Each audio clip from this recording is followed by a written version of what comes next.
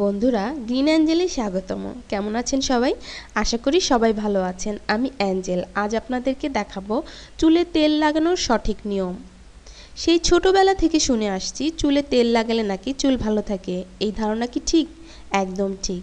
তেলে এমন কিছু উপাদান থাকে যা চুলের স্বাস্থ্য ভালো করতে গুরুত্বপূর্ণ ভূমিকা পালন করে থাকে। কিন্তু সঠিক নিয়ম মেনে তেল না লাগালে কিন্তু কোনো কাজই হবে না। মানে চুলে তেল লাগানোরও নিয়ম আছে? আলবাত আছে। তাই তো এই চুলে তেল লাগানোর সঠিক পদ্ধতি সম্পর্কে আপনাদের জানানো হলো।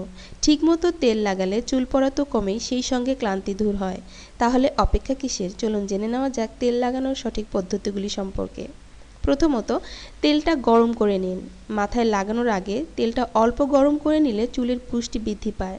শুধু তাই নয়, স্ক্যাল্পে রক্ত চলাচল বেড়ে গিয়ে চুলের সার্বিক বৃদ্ধি ঘটে। তেল গরম করার সময় না থাকলে তেলটা হাতে নিয়ে একটু ঘষে নিন, তাহলেও তেলের তাপমাত্রা বেড়ে যাবে। এবার বুঝতে পারছেন তো কেন ছোটবেলা থেকে আমাদের তেল হাতে নিয়ে ঘষে তারপর চুলে লাগানো শেখানো হয়। দ্বিতীয়ত, তেলটা মিশিয়ে নিন।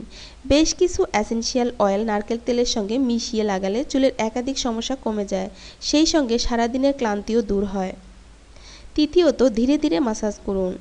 অনেকে চুলে এমনভাবে তেল লাগান দেখে মনে হয় যেন যুদ্ধ করছেন। এইভাবে তেল লাগানো একেবারেই উচিত নয়, কারণ তেল মাখার সময় চুলের মধ্যে ঘর্ষণ বেড়ে গেলে চুল পড়ার মাত্রা বেড়ে যায়।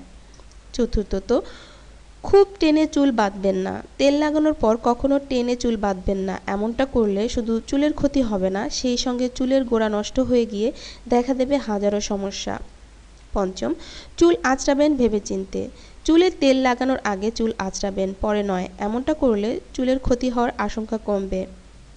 ভালো ফল পেতে হলে তেল লাগানোর পরপরই স্নান করে নেবেন না। কম করে হলেও 1 ঘন্টা পর চুলটা ধোবেন, কারণ তেল চুলে যত বসবে তত চুলের সৌন্দর্য বৃদ্ধি পাবে। সেই কারণেই তো বিশেষজ্ঞরা সবসময় রাতে তেল লাগানোর পরামর্শ দেন। বন্ধুরা, ভিডিওটি ভালো লাগলে অবশ্যই একটা লাইক দিয়ে আমাকে উৎসাহিত করবেন, আর শেয়ার করে অপরকে দেখার সুযোগ করে দিবেন। আর বন্ধুরা, চ্যানেলটা সাবস্ক্রাইব করতে ভুলবেন না। ভালো থাকবেন সবাই। আজকের মতো বিদায়। আল্লাহ হাফেজ।